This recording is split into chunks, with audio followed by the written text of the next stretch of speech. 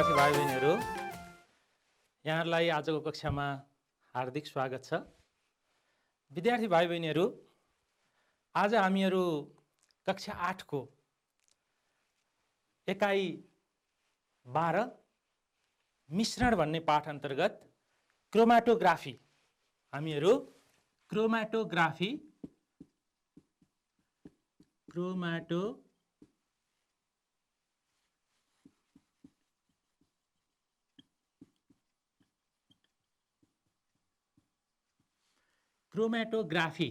यो एउटा मिश्रण छुट्याउने विधि हो। हामीहरू मिश्रण छुट्याउने विधि पढिरहेका छौँ। अस्ति हामीहरूले डिस्टिलेसन पढ्यौँ, आसवन क्रिया, फ्र्याक्सनल आसवन क्रिया पढ्यौँ। यो चाहिँ समान मिश्रण छुट्याउने विधिको बारेमा आज हामी छलफल गर्छौँ। भाइ बहिनीहरू किताब पल्टाउनु होला, कापी कलम साथमा राख्नु होला। छलफलको क्रममा आएका महत्त्वपूर्ण बुदाहरूलाई टिप्नु होला, पछि स्मरण गर्न सजिलो हुन्छ है त। ल सुरु गरौँ। अब के हो त क्रोमाटोग्राफी? यो टर्म, यो शब्दावली भाइ बहिनीहरूको लागि अलि नौलो हुन सक्छ। क्रोमाटोग्राफी यो चाहिँ रङहरूको मिश्रण छुट्याउने विधि हो। अब किन क्रोमाटोग्राफी भनियो होला त, यसको बारेमा ल हेरौँ है त भाइ बहिनीहरू। क्रोमाटोग्राफीमा क्रोमा यो दुईवटा, यसको चाहिँ शाब्दिक अर्थलाई केलाएर हेरौँ हामी। क्रोमाको अर्थ रङ भन्ने हुन्छ, अनि त्यसै गरी ग्राफी भनेको लेख्नु। जस्तै हामीहरूले रङले चाहिँ कापीमा लेख्दाखेरि, कलरले लेख्दाखेरि कहिले कहिले कापीमा चाहिँ रङ सरेर जान्छ। हामीहरू चाहिँ रङ काहीँ पोखियो भनेदेखि कापी अथवा चक छ भने चक, सिलिका जेल यिनीहरू राख्यो भने त्यसले चाहिँ रङलाई सोसिदिन्छ है। यसरी चाहिँ रङहरूको मिश्रणलाई छुट्याउने विधिलाई क्रोमाटोग्राफी भनिन्छ है त भाइ बहिनीहरू। ल हेर्नुहोस् त, क्रोमाटोग्राफी यहाँ तल विभिन्न रङहरू, यी रङहरूमा विभिन्न किसिमका चाहिँ पिगमेन्टहरू, रङ्गीन वस्तुहरू मिलेर बनेका रङहरू एक आपसमा छुट्याउन प्रयोग गरिने विधि क्रोमाटोग्राफी हो। त्यसो भए अब हामी भन्न सक्ने भयौँ, क्रोमाटोग्राफीलाई परिभाषित गर्न सक्ने भयौँ, विभिन्न रङ्गीन पदार्थको मिश्रणबाट। मिश्रण भाइ बहिनीहरू रङहरू बीच रासायनिक प्रतिक्रिया भएर होइन, सामान्य भौतिक रूपबाट मिसिएका रङहरू छुट्याउने विधि क्रोमाटोग्राफी हो। अब यसलाई हामी यसरी परिचय गर्न सक्ने भयौँ, डिफाइन गर्न सक्ने भयौँ, परिभाषित गर्न सक्ने भयौँ है त। अनि यो प्रविधि चाहिँ पहिलो पटक, अब यसको अलिकति थोरै इतिहास पनि हेरौँ भाइ बहिनीहरू, यो हामीहरूलाई जान्न पनि पर्छ। यो प्रविधि पहिलो पटक रसियन साइन्टिस्ट, रसियन वैज्ञानिक माइकल स्वेट भन्ने वैज्ञानिकले सन् 1900, अहिलेभन्दा लगभग 100 वर्षभन्दा पनि अगाडि यो प्लान्ट्सहरूको, वनस्पतिहरूको रङ्गीन पिगमेन्ट छुट्याउनको लागि विकास गरेका थिए। अब रङ्गीन पिगमेन्ट के हो, यो पनि नयाँ चाहिँ शब्द हुनसक्छ भाइ बहिनीहरूलाई, यसको बारेमा पनि हामी छलफल गरौँला, छलफल गर्छौँ। यो मैले यहाँनिर साइन्टिस्टको सम्झना, माइकल स्वेट भन्ने साइन्टिस्ट हुन् भाइ बहिनीहरू। उहाँले चाहिँ पहिलो पटक वनस्पतिहरूमा भएका विभिन्न तन्तुहरूमा भएका रङ्गीन वस्तुहरू छुट्याउन प्रयोग गरेका थिए। त्यसपछि यो रङहरू छुट्याउने विधिको रूपमा विकास भएर आएको छ। अब के हो त रङ्गीन पिगमेन्ट? प्लान्टहरूमा, जीवहरूमा भएका रङ्गीन पिगमेन्ट के हुन् त, त्यसको बारेमा थोरै छलफल गरौँ है त। ल पिगमेन्ट के हो? जस्तै बिरुवाहरूमा पात हरियो हुन्छ, त्यस्तै फुलहरू विभिन्न रङका हुन्छन् होइन, फुलहरूको पुष्पदल। अनि कुनै कुनै भागहरू, जराहरू रङ्गहीन पनि हुन्छन्। अब जनावरहरूमै हेर्ने हो भने हाम्रो रगतमा हेमोग्लोबिन हुन्छ, अनि त्यो रातो हुन्छ, त्यसले गर्दा रगत रातो भएको हो। यी पिगमेन्टहरू हुन्। हेर्नु त ल, बिरुवा र जनावरका तन्तुहरूलाई, तन्तु त हामीले पढेको छ नि, कोषहरू मिलेर बनेको तन्तुहरूलाई विशेष रङ दिने, हाम्रो शरीरमा बिरुवाहरूमा विभिन्न चाहिँ रङ भएका चाहिँ तन्तुहरू छन्। त्यो रङ दिने यौगिक, जैविक यौगिक रङ्गद्रव्य भन्छौँ हामी। रङ्गद्रव्य नेपालीमा हामी विशेष गरी पिगमेन्ट भन्नलाई सजिलो छ भनिन्छ। यस्ता पिगमेन्टहरू जीवहरूका महत्त्वपूर्ण जीवन प्रक्रियामा, जस्तै हामीहरूले हरितकण बिरुवाको प्रकाश संश्लेषण क्रिया गर्नको लागि एकदमै, बिरुवाले खाना बनाउनको लागि एकदमै अनिवार्य पिगमेन्ट हो हरितकण। त्यस्तै गरेर हेमोग्लोबिन, हाम्रो चाहिँ श्वास प्रश्वासमा हेमोग्लोबिन, अक्सी हेमोग्लोबिन बन्छ भनेर हामीहरूले चाहिँ हाम्रो चाहिँ जैविक प्रक्रिया, जीवन प्रक्रियामा हामीले पढेका छौँ हैन। यो चाहिँ पिगमेन्ट हुन्। अब माइकल स्वेटले चाहिँ त्यही बिरुवाहरूमा भएको हरितकण छुट्याउने हैन, फुलहरूमा भएका विभिन्न रङहरू छुट्याउने हैन, त्यो फुलहरूको पुष्पदलहरूलाई, पत्रहरूलाई पिसेर त्यसबाट चाहिँ विभिन्न किसिमका रङहरू निकाल्ने, त्यसरी चाहिँ यो क्रोमेटोग्राफीको सुरुवात गरेका थिए भाइ बहिनीहरू। अब यसको उदाहरणको रूपमा हेर्नु त ल, बिरुवाको हरितकण हैन, त्यसमा हुने हरियो रङ, हाम्रो रगतमा हुने राता रङका हेमोग्लोबिनहरू है, आरबिसीमा हुने, यिनीहरू चाहिँ पिगमेन्टका उदाहरणहरू हुन्। यिनीहरूमा भएका रङ छुट्याउने। अब यो मात्रै नभएर हामीहरूले चाहिँ हाम्रो दैनिक जीवनमा प्रयोग गरिने विभिन्न रङहरू हामी प्रयोग गर्छौँ नि, हामी लेख्नको लागि प्रयोग गर्छौँ, साइन पेनहरू प्रयोग गर्छौँ, मार्कर प्रयोग गर्छौँ, अनि अरू रङहरू प्रयोग गर्छौँ, डाइजहरू प्रयोग गर्छौँ। तिनीहरूमा भएका रङहरू के रङहरू मिलेर बनेका छन्, तिनीहरू छुट्याउन पनि क्रोमेटोग्राफी प्रयोग गरिन्छ है। अब हामीहरूले यति भइसके पछाडि के हो त क्रोमेटोग्राफी, त्यसलाई परिचय दिन सक्ने भयौँ है त। लेख्न सक्नुहुन्छ नि ल। अब हेर्नुहोस् त तलै, यो हरितकण, यहाँ हरियो पातमा भएका हरितकणहरू, यसलाई चाहिँ अलिक ठुलो बनाएर देख्दा यस्तो देखिन्छ। त्यस्तै गरी यो रगतमा भएको हेमोग्लोबिन, विभिन्न टेस्टहरू गरेर हेमोग्लोबिन कति छ, कति मात्रामा छ भनेर यसरी टेस्ट गरिन्छ। यो चाहिँ जैविक पिगमेन्टका उदाहरणहरू हुन् है भाइ बहिनीहरू। ल अब क्रोमेटोग्राफीका अवस्थाहरू, क्रोमेटोग्राफीबाट हामीहरू रङहरू छुट्याउँछौँ भनेर त भन्यो भाइ बहिनीहरू, यसलाई परिचय गऱ्यौँ। अब क्रोमेटोग्राफीबाट कसरी रङहरू छुट्टिन्छ, के गरिन्छ, त्यसको बारेमा मैले अघि भने नि, जस्तै हामीहरूले कागजमा मसी राख्यौँ भने सरेर जान्छ, अनि काहीँ मसी पोखियो र चक राखिदियौँ भने चकले सट्टै चाहिँ सोसेर लिन्छ। भनेपछि त्यो क्रोमेटोग्राफीबाट रङ छुट्टिनको लागि एउटा चाहिँ स्थिर अवस्था हुँदो रहेछ। स्थिर अवस्था भनेको जुन चाहिँ नसरी स्थिर रहन्छ, जस्तै कागज त सर्ने होइन भाइ बहिनीहरू। स्थिर अवस्थामा कागज, चक स्थिर अवस्थाका हुन्। त्यसमा भएका वस्तुहरू सरेर जाँदैन।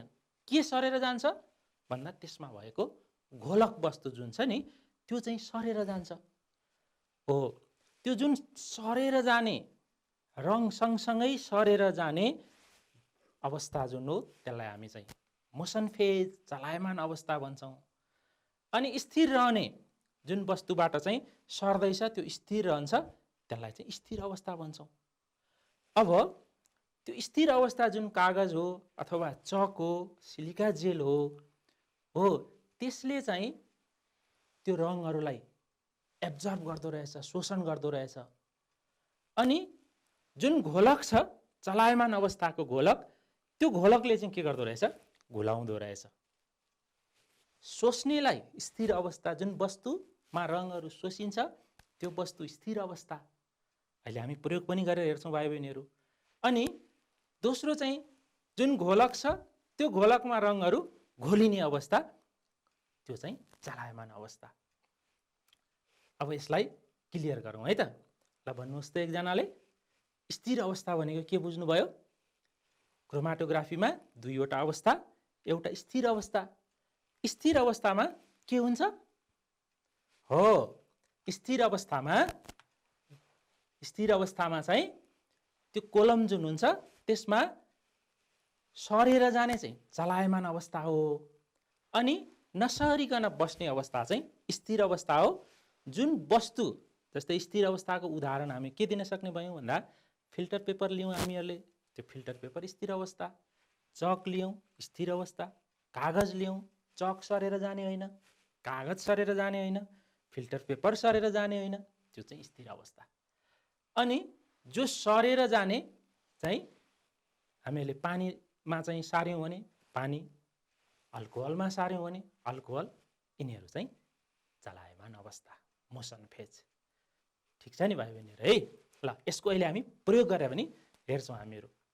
अब कसरी छुट्टिन्छ त? ल रङहरू छुट्टिने हामीहरूले दुईवटा अवस्था त भन्यौँ। के अवस्था भन्यौँ भन्नुहोस् त? ल क्रोमाटोग्राफीमा एउटा स्थिर अवस्था, स्थिर अवस्था यो चाहिँ स्टेसनरी फेज हो। अर्को चाहिँ चलायमान अवस्था, चलायमान अवस्था यो चाहिँ मोसन, मोसनमा। अर्को चाहिँ स्टेसनरी फेज है, त्यो चाहिँ अवस्था हो। ल अब यसपछि हामी रङहरू छुट्टिनको कारण यो स्थिर अवस्था र चलायमान अवस्था नै हो। यो स्थिर अवस्थाले के गर्छ अनि चलायमान अवस्थाले के गर्छ, यसको बारेमा छलफल गर्छौँ है त भाइ बहिनीहरू। ल हेर्नुहोस् त, ल विभिन्न रङहरूमा भएको अवयवहरू कन्स्टिट्युएन्ट पेपरमा सर्ने क्रम फरक फरक हुन्छ। जस्तै हामीहरूले चाहिँ एउटा रातो रङ छ, अर्को निलो रङ छ, अर्को चाहिँ हरियो रङ छ। ती फरक फरक रङहरू पेपरमा सर्ने अथवा त्यो वस्तुमा सर्ने दर, रेट फरक फरक हुन्छ। कुनै रङ छिटो सर्छन्, कुनै रङ ढिलो सर्छन्। अहिले हामी प्रयोगबाट पनि त्यो हेर्नेछौँ। अब त्यो छिटो सर्नु र ढिलो सर्नुको कारण, किन छिटो सर्छ कुनै रङ र कुनै रङ किन ढिलो सर्छ है, रङहरू सर्ने दर फरक फरक हुँदो रहेछ छुट्टिनुको कारण। किन त भन्दा एउटा स्थिर अवस्थाको कारणले र अर्को चलायमान अवस्थाको कारणले। स्थिर अवस्था भनेको चाहिँ वस्तु हो, त्यो वस्तुमा टाँसिने गुण हुन्छ कुनै कुनै रङहरूको। जस्तै पेपरमा टाँसिने, सरेर नजाने। जुन रङ पेपरमा अथवा त्यो वस्तुमा एब्जर्ब हुन्छ, टाँसिन्छ, त्यो ढिलो सर्छ। वस्तुले आकर्षण गर्ने रङ जुन छ त्यो ढिलो सर्दो रहेछ। स्थिर अवस्थासँग हामीले स्थिर अवस्था भन्यौँ नि, हो यो स्थिर अवस्था भनेको हामीहरूले पेपर होला, चक होला, फिल्टर पेपर होइन, सिलिका जेल, त्यसमा एब्जर्ब हुने गुण, त्यसलाई स्थिर अवस्था भनेका थियौँ, स्टेसनरी फेज। त्यो स्थिर अवस्थासँग एब्जर्ब हुन खोज्ने गुण जुन हो त्यो चाहिँ त्यसले गर्दा चाहिँ ढिलो सर्दो रहेछ। अनि अर्को जुन घोलक छ, चलायमान अवस्थाको घोलक हो, त्यो घोलकसँग चाहिँ धेरै घुलनशील रङहरू हुँदो रहेछन्। कुनै रङहरू चाहिँ घोलकमा धेरै घुल्ने, जुन रङहरू घोलकमा धेरै घुल्छन् तिनीहरू चाहिँ सरेर चाँडो माथि जान्छन्। अब क्लियर छ नि भाइ बहिनीहरू? जुन रङहरू स्थिर अवस्थासँग आकर्षण हुन्छन्, टाँसिन्छन्, एब्जर्ब हुन्छन्, तिनीहरू ढिलो सर्ने रहेछन्। जुन रङहरू घोलकसँग, घोलकको रूपमा हामी पानी राख्न सक्छौँ, अल्कोहल राख्न सक्छौँ हो, त्योसँग चाहिँ सजिलै घुलिने रङहरू जो छन् तिनीहरू चाहिँ चाँडै सर्ने रहेछन्। अनि कुनै रङ ढिलो सर्ने, कुनै रङ छिटो सर्ने भइसकेपछि के हुन्छ, एकअर्काबाट छुट्टिन्छ है त भाइ बहिनीहरू। यसको मुख्य कारण यो रहेछ। हामीहरूले यो चाहिँ स्थिर र चलायमान अवस्था बुझिसके पछाडि स्थिर अवस्थाले एब्जर्ब गर्दो रहेछ, चलायमान अवस्थाले के गर्दो रहेछ, घुलाउँदो रहेछ। एब्जर्ब हुने रङहरू ढिलो र घुलाउने जुन रङहरू बढी घुल्छन् तिनीहरू छिटो सर्ने रहेछन् एकअर्कामा। यसरी बुझ्नुपर्छ है। ल अब हामी यो क्रोमाटोग्राफी भन्ने जुन विधि छ, यो क्रोमाटोग्राफीलाई विभिन्न तरिकाबाट गर्न सक्छौँ। त्यस्तो मुख्य गरेर हामीहरूले यहाँ दुई प्रकारका क्रोमाटोग्राफीहरू अरू पनि प्रकारका छन् भाइ बहिनीहरू। मुख्य हामी एउटा पेपरको प्रयोग गरेर हामीहरूले चाहिँ फिल्टर पेपरको प्रयोग गर्न सक्छौँ। त्यसै गरेर हाम्रो चाहिँ टिस्यु पेपरको प्रयोग गर्न सक्छौँ हैन। फुल्ने किसिमको कागज हुन्छ नि त्यो प्रयोग गर्न सक्छौँ। कलरले फुल्ने रङ राख्दाखेरि तिनीहरू प्रयोग गर्न सक्छौँ। जस्तै यहाँ रङहरू राखिएको छ अनि फिल्टर पेपर राखेर तल चाहिँ पानी राखिएको छ। यो पानी चाहिँ घोलक हो, यो चाहिँ मोसन फेज हो। अनि माथि राखिएको फिल्टर पेपर चाहिँ के हो? स्थिर फेज हो हैन, स्थिर फेज हो। यो फिल्टर पेपर स्थिर रहन्छ अनि यो पानी चाहिँ सरेर जान्छ। जुन रङहरू पानीसँग सजिलै घुल्छन् तिनीहरू चाँडो सरेर जान्छन्। जुन रङहरू फिल्टर पेपरसँग एब्जर्ब हुन्छन्, टाँसिन्छन्, तिनीहरू ढिलो सरेर जान्छन्। यसरी चाहिँ हामी पेपर क्रोमेटोग्राफीबाट रङहरू छुट्याउन सक्छौँ। त्यसै गरी अर्को चाहिँ एब्जर्प्सन क्रोमेटोग्राफी। यो एब्जर्ब गर्ने, यसपछि पेपरको सट्टा हामीहरू यहाँनिर चक्को धुलो जस्तै यो चाहिँ एउटा पिपेट हो, एउटा नली हो। यो नलीमा हामीहरू चक्को धुलो राख्न सक्छौँ, सिलिका जेल राख्न सक्छौँ, एल्युमिनियम अक्साइड है राख्न सक्छौँ। यति राखेर माथिबाट चाहिँ हामीहरूले कुनै रङको मिश्रण हामीहरूले पठायौँ भने कुनै रङहरू यो चक्को धुलो यो जुन वस्तु हो त्यो स्थिर अवस्थामा एब्जर्ब हुने रङहरू त्यही एब्जर्ब हुन्छन् अनि एब्जर्ब नहुने घोलकसँग चाहिँ घुलिने रङहरू चाहिँ तल सर्छन्। हेर्दै जानुहोस् तल यो पहिलोमा रङहरू यहाँनिर एउटा छ। अब यहाँ आइसके पछाडि छिटो सर्ने घोलकमा घुलिने रङ यल्लो तल पुगिसक्यो है, पहेँलो रङ तल पुग्यो, छुट्यो अर्कोसँग। अनि अर्को स्टेजमा हेर्नु तल त्यो अझै तल पुगिसक्यो, अर्को स्टेजमा तल पुगिसक्यो।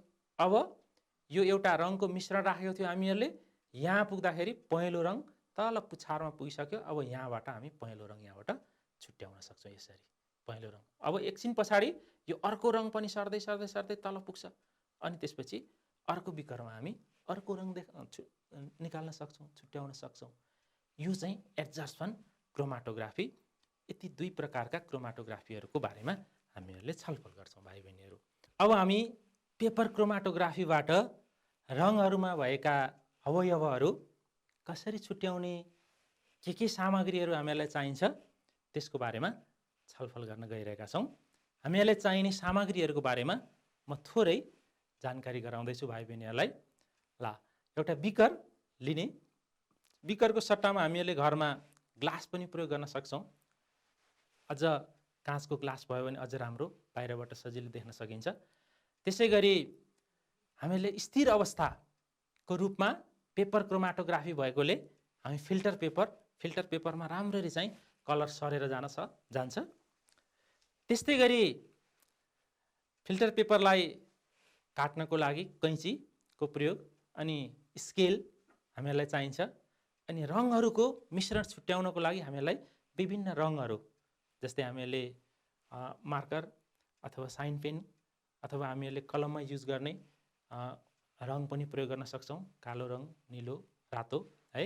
अनि पेन्सल अनि चलायमान अवस्था घोलकको रूपमा हामीहरू पानी, अल्कोहल, त्यो नेल पोलिस रिमुभर हुन्छ। जस्तै कुनै रङहरू पानीमा घुल्ने हुन्छन् भाइ बहिनीहरू, कुनै रङहरू पानीमा घुल्दैनन्। पानीमा नघुल्ने रङहरूलाई हामीहरू अल्कोहलको प्रयोग गर्न सक्छौँ, नेल पोलिस रिमुभरको प्रयोग गर्न सक्छौँ। त भाइ बहिनीहरू अब हामी प्रयोग सुरु गरौँ है त। मैले अघि भने अनुसार बिकर लिउँ हामीहरूले। मैले यहाँ सुरुमै बिकरमा घोलकको रूपमा पानी प्रयोग गरेको छु।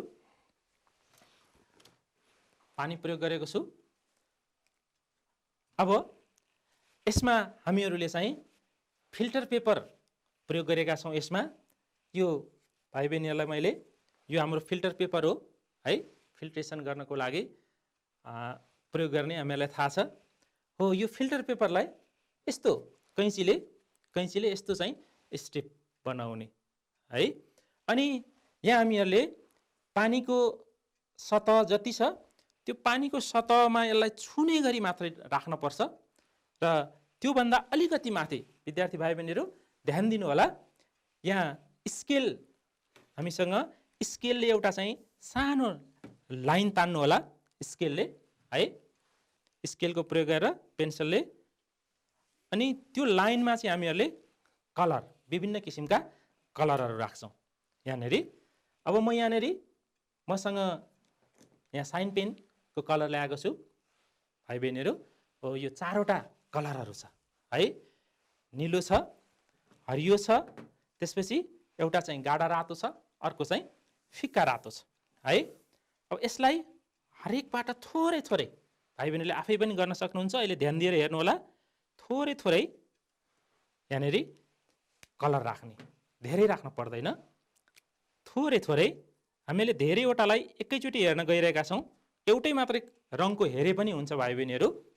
ल हामीहरूले यहाँ 4वटा कलर, यो 4वटा कलरमा के रङहरू मिसिएका रहेछन्, यसमा धेरै रङ, अनि ती रङहरूमध्ये कुन चाहिँ रङ छिटो सर्दो रहेछ अनि कुन चाहिँ रङ ढिलो सर्दो रहेछ, त्यो चाहिँ जस्तै यसरी। ल हामीहरूले पेन्सिलले चाहिँ एउटा सिधा लाइन अनि त्यो लाइनमा 4टा कलरहरू राख्यौँ। अब यसलाई हामीहरूले यो घोलकमा ठ्याक्कै छुने गरी मात्रै, मैले यहाँनेरि पेन्सिलमा चाहिँ यहाँ त्यसलाई टाँस्ने क्लिपको प्रयोग गरे पनि हुन्छ भाइ बहिनीहरू। यहाँ मैले टेपको प्रयोग गरेको छु है।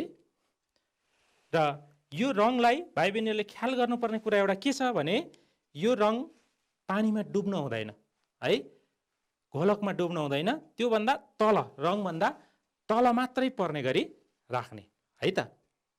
ल यहाँनेरि म नापेर हेर्दैछु।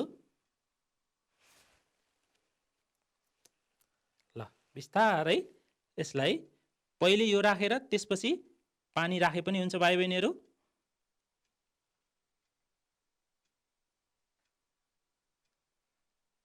ल हेर्नुहोस् त ल रङहरू क्रमशः तलबाट माथि सर्दै गएको देखिएको छ। यसलाई चाहिँ स्थिर राख्नुपर्छ है भाइ बहिनीहरू, हल्लाउन हुँदैन, स्थिर राख्नुपर्छ। त भाइ बहिनीहरू अब यो प्रयोगलाई सम्पन्न हुनको लागि केही समय लाग्छ।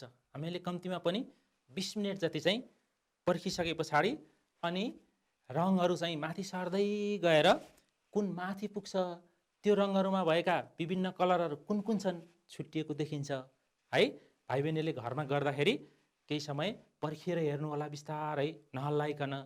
म चाहिँ अब यसको रिजल्ट आएको देखाउँछु केही समय पछाडि है त, केही समय कुरेर रिजल्ट देखाउँछु है त भाइ बहिनीहरूलाई।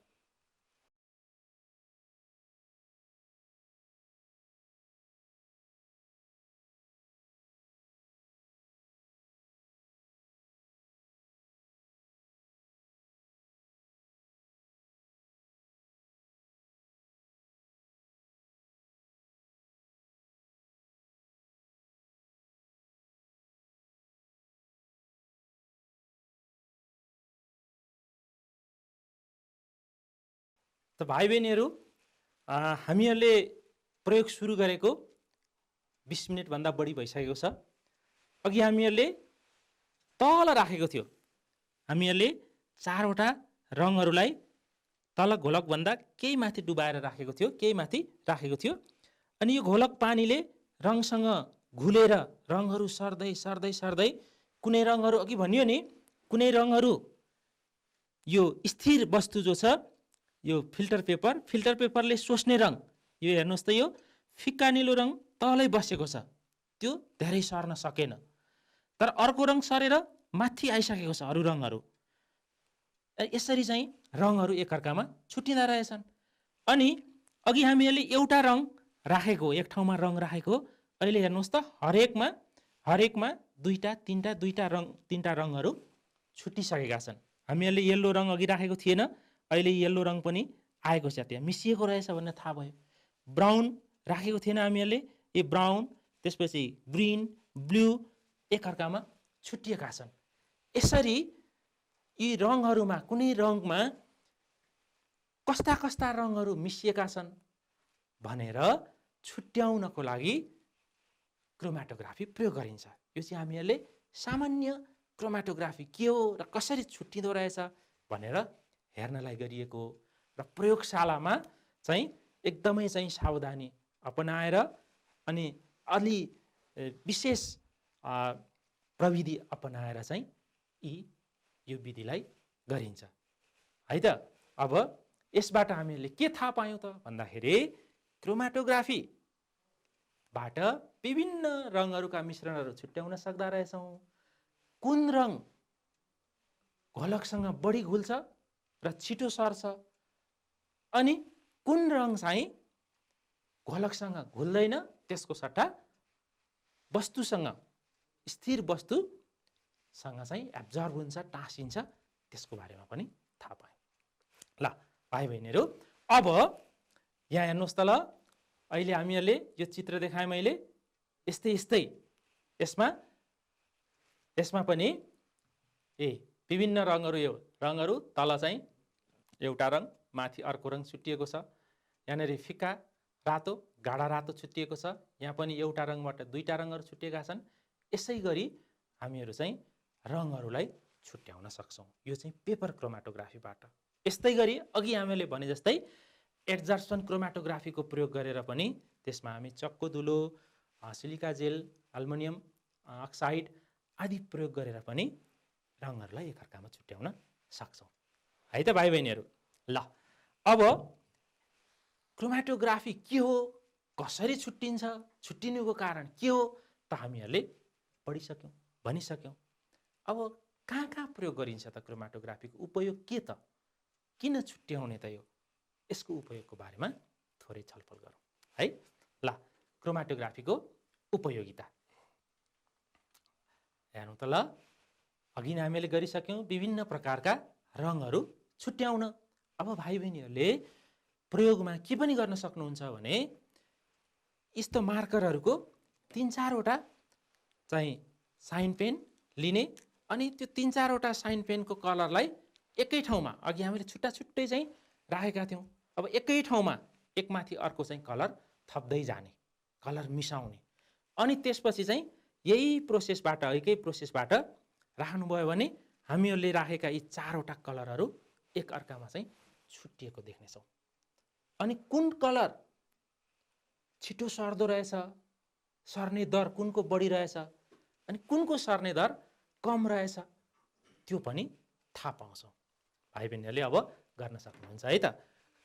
त्यस्तै गरी यसको अर्को चाहिँ उपयोगमा हामीहरूले ल्याबमा हामी चाहिँ बिरामी भएको बेलामा हाम्रो चाहिँ युरिन टेस्ट, पिसाबको जाँच गरिन्छ, रगतको जाँच गरिन्छ, अनि त्यसमा के विभिन्न प्रकारका चाहिँ औषधिहरू के मिसिएका छन्, त्यसमा चाहिँ के को मात्रा बढी भएको छ, के को मात्रा कम भएको छ हैन, कुन रङका चाहिँ पिगमेन्टहरू बढी छन्, कुन रङका चाहिँ कम छन्, त्यसको आधारमा जाँच गर्नको लागि प्रयोग गरिन्छ यो क्रोमाटोग्राफी।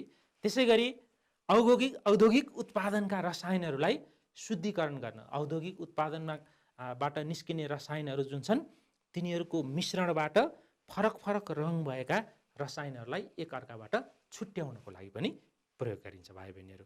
त्यस्तै गरी अब विभिन्न रङ्गीन तथा रङ्गहीन मिश्रित पदार्थलाई छुट्याउन यो भयो, शुद्धिकरण गर्न र पहिचान गर्न के मिसिएको छ त। हामीहरूले ल यो 4वटा कलरहरू मिसायौँ, अनि त्यो मिसाइसके पछाडि त त्यहाँ कुन कलर छ थाहा हुँदैन।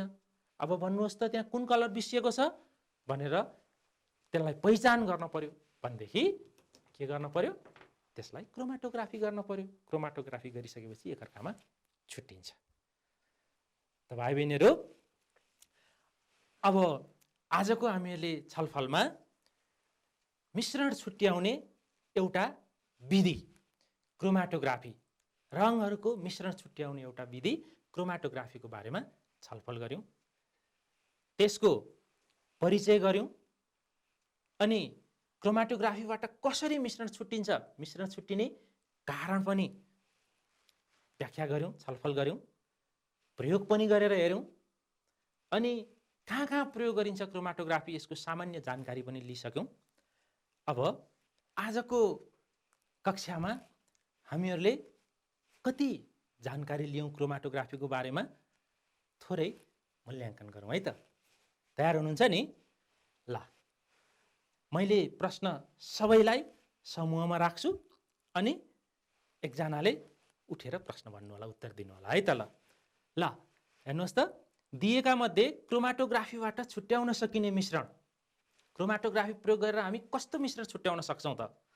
प्राकृतिक रङहरूको मिश्रण, फुलको पुष्पदलमा भएका रङहरूको मिश्रण, फुलमा विभिन्न कलर हुन्छ नि त्यसमा भएका रङहरू, त्यस्तै पातमा भएका रङहरूको मिश्रण, वा माथिका सबै? ल एकजनाले भन्नुहोस् त। गुड गुड, माथिका सबै हामीले पढ्यौँ नि, प्राकृतिक रङहरू हाम्रो भएका सबै रङहरू छुट्याउन सक्छौँ। पुष्पदलमा भएको पनि, जस्तै भाइ बहिनीले यो घरमा पनि गर्न सक्नुहुन्छ, त्यो फुलका पत्रदल पुष्पदल हुन्छ नि रङ्गिन हो, त्यसलाई पिस्ने अनि पिसेर अस्ति हामीहरूले सेन्ट्रिफ्युजिङ पढाएको छ नि, हो त्यो सेन्ट्रिफ्युजिङबाट त्यसको चाहिँ रस निकाल्ने अनि त्यो रसमा के चाहिँ रङहरू छन् त्यसलाई अहिलेको जस्तै फिल्टर पेपरमा राखेर चाहिँ यसको प्रयोग पनि गर्न सकिन्छ है त भाइ बहिनीहरू। माथिका सबै, ल यसको उत्तर।